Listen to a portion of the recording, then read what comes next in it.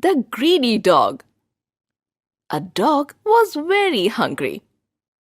He stole a bone from a meat shop and ran towards the bridge built over a river.